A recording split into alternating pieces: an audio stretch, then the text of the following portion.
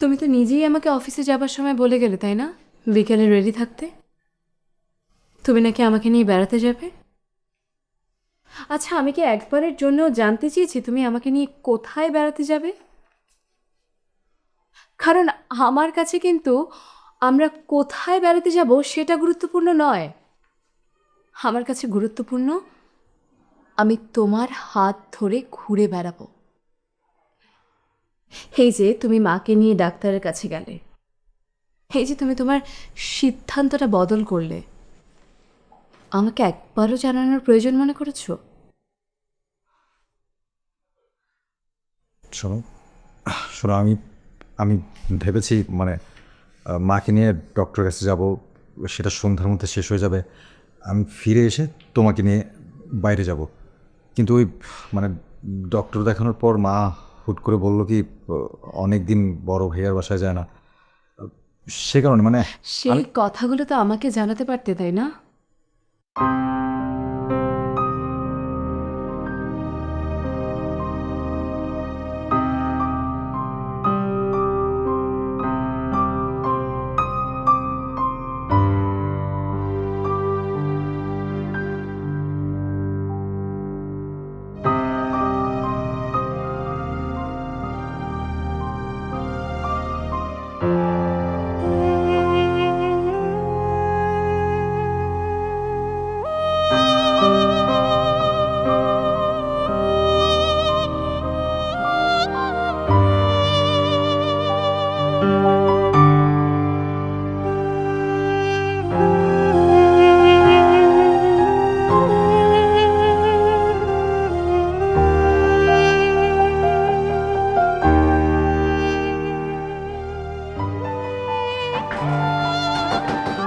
ও ভাইজান, আব্বা কেন জানি করতেছে ভাইজান। তাড়াতাড়ি আসেন ভাইজান, আব্বা কেন জানি করতেছে। মা, মাগো মাগো কি হয়েছে মা? না আমার ছেলে তুই যাস না, তুই কোথাও যাই মা মা কি বল, আমি কোথাও যাব না মা, তোমাকে ছেড়ে কোথাও যাব না। না না, আমি স্বপ্নে দেখি তুই চলে যেতেছিস, বউ মারে লয়ে চলে যেতেছিস।